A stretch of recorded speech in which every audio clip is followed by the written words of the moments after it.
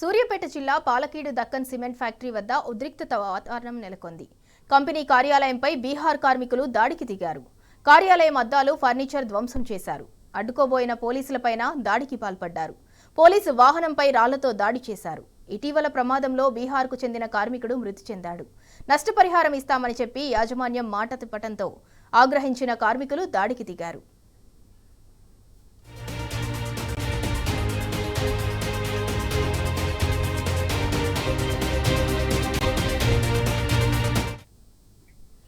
ఇదే అంశానికి సంబంధించి మరింత సమాచారం మా ప్రతినిధి రాము అందిస్తారు. రాము, పాలకీడు దక్కన్ సిమెంట్ ఫ్యాక్టరీపై బీహార్ కార్మికులైతే దాడి చేశారు. అడ్డొచ్చిన పోలీసులపైన కూడా దాడికి దిగారు. దానికి సంబంధించి పూర్తి డీటెయిల్స్ ఏంటి? సింధూరా, సూర్యాపేట జిల్లా పాలకీడు మండల కేంద్రంలో ఉన్నటువంటి దక్కన్ సిమెంట్ ఫ్యాక్టరీలో ఒక్కసారిగా ఉద్రిక్త వాతావరణం నెలకొంది. తీవ్ర ఉద్రిక్త పరిస్థితులు నెలకొనడంతో అక్కడ ఘర్షణ వాతావరణం నెలకొంది. 2 రోజుల క్రితం ఆ గని కార్మికులు పనిచేస్తున్నటువంటి క్రమంలో ఒక్కసారిగా బీహార్ కార్మికుడు లారీ ఢీకొని అక్కడ చనిపోవడం జరిగింది. దానికి సంబంధించి బీహార్ కార్మికులంతా కూడా అక్కడ ధర్నా చేశారు. దీంతో కంపెనీ యాజమాన్యం కాంపెన్సేషన్ తో పాటు కొంత నగదు ఇస్తామని ఒప్పుకున్నారు. అంత్యక్రియలు కూడా జరపడం జరిగింది. కానీ 2 రోజుల అవుతున్నప్పుడు కూడా ఎలాంటి పట్టించుకోకుండా, ఎలాంటి హామీ ఇవ్వకుండా, ఎలాంటి నష్టపరిహారం ఇవ్వకుండా తాత్సారం చేసుకోవడంతో పాటు అడిగిన వారిని కూడా ఉద్యోగాలు తీసేస్తుండడంతో ఒక్కసారిగా బీహార్ కార్మికులు ఆగ్రహాలతో వ్యక్తమై ఒక్కసారిగా కంపెనీకి సంబంధించినటువంటి మేనేజ్మెంట్ కార్యాలయంపైన దాడి చేయడం జరిగింది. అటువంటి అద్దాలన్నీ కూడా ధ్వంసం చేశారు. దీంతో సమాచారం అందుతున్నటువంటి పాలకీడు పోలీసులు, జాన్పాల్ పోలీసులు అక్కడ చేరుకుని బీహార్ కార్మికులను అడ్డుకునే ప్రయత్నం చేశారు. ఆ సబ్సిడీ చేసే ప్రయత్నం చేశారు. అయినప్పటికీ కూడా ఆగ్రహంతో ఉన్నటువంటి కార్మికులందరూ కూడా ఒక్కసారిగా పోలీసుల పైన కూడా దాడి చేశారు. పోలీసు వాహనాలన్నిటి కూడా దగ్ధం చేయడం జరిగింది, ధ్వంసం చేయడం జరిగింది. అయితే వాళ్ళకి భాష రాకపోవడం, అక్కడ కమ్యూనికేషన్ గ్యాప్ వల్లనే ఇదంతా జరిగినట్టు కూడా కంపెనీ యాజమాన్యం చెప్తా ఉంది. ఖచ్చితంగా 20 లక్షల రూపాయలు ఇస్తామని ఒప్పుకున్నాం, వారం రోజుల్లో సెటిల్మెంట్ చేస్తామని వారికి ఎంత చెప్తున్నప్పుడు కూడా వారు వినట్లేదు. ఈ క్రమంలోనే ఒక్కసారిగా వాగ్వాదంతో తీసుకుని కంపెనీకి సంబంధించినటువంటి కార్యాలయాలపై దాడులు చేస్తున్నారంటూ కూడా ఆ దక్కన్ సిమెంట్ సంబంధించినటువంటి యాజమాన్యం చెప్తా ఉంది.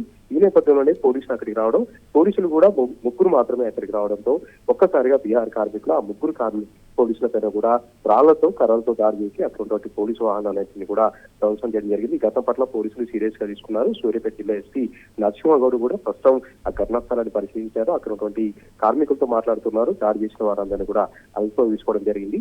ఎట్టి పరిస్థితుల్లో ఉపేక్షించలేదు. పోలీసుల పైన దాడి చేసినటువంటి కార్మికులకు కఠినంగా శిక్ష పడేలాగా చర్యలు తీసుకుంటామని కూడా చెప్తా ఉన్నారు. ఇదే నేపథ్యంలో చనిపోయినటువంటి కార్మికుడికి న్యాయం చేసేలాగా కూడా కంపెనీ యాజమాన్యం చర్యలు తీసుకోవాలి. 3 రోజులు అవుతుంది, వారికి ఎలాంటి కాంపెన్సేషన్ ఇవ్వకుండా మరియు అడిగిన వారందరినీ కూడా ఉద్యోగం నుంచి తీసేయడం అంటారు కరెక్ట్ అంటూ కూడా అక్కడ స్థానిక కార్మికులు కూడా బీహార్ కార్మికులకు కొంత మద్దతు తెలిపారు. ఈ నేపథ్యంలోనే పరిస్థితి ఉద్రిక్తంగా మారింది. స్థానికంగా ఉన్నటువంటి కొంతమంది కార్మికులు కూడా వారికి సపోర్ట్ తెలపడంతోనే ఈ విధంగా ఒక్కసారిగా ఘర్షణ వాతావరణం తలెత్తడం. సిమెంట్ ఫ్యాక్టరీ ఓనర్స్ ఎందుకు ఆలస్యం చేస్తున్నారు? అంటే కాంపెన్సేషన్ ఇస్తాము అని చెప్పి మళ్ళీ ఎందుకు ఆలస్యం చేస్తున్నారు? ఎప్పుడైనా గతంలో కూడా ఇదే రకంగా ఉంటుంది సింధురా. సిమెంట్ ఫ్యాక్టరీలో ఇతర రాష్ట్రాల కార్మికులు తెచ్చుకుంటారు, లోకల్ వాళ్ళు ఎవరిని కూడా పెట్టుకోరు. ఇతర రాష్ట్రాల వాళ్ళైతే వాళ్ళకి భాష కాదు, తక్కువ జీతానికి పనిచేస్తారన్నటువంటి ఒక ఆశతో అక్కడ ఉన్నటువంటి కంపెనీలన్నీ కూడా బీహార్, ఒరిస్సా, ఛత్తీస్గఢ్ సంబంధించినటువంటి రాష్ట్రాల నుంచి కార్మికులను పెద్ద ఎత్తున కూడా అక్కడ డంపింగ్ చేసుకుని వారికి తక్కువ జీతం ఇస్తూ వాళ్ళు గొడ్డు కష్టం చేయించుకుంటారు. ఏదైనా ప్రమాదాలు జరిగినప్పుడు కూడా వారికి అడిగే దిక్కు లేదంటూ కూడా, అడిగే దిక్కు ఉండదంటూ కూడా కంపెనీ యాజమాన్యం ఒక కుట్రతో ఒక ఫ్యాక్టరీలకు కూడా ఈ విధంగా చేస్తూనే ఉంటాయి. ఈ నేపథ్యంలోనే బీహార్ కార్మికులు అక్కడ ఉన్నటువంటి గనిలో పనిచేస్తుండగా ఒక్కసారిగా తిప్పతిక్కో చనిపోవడం జరిగింది.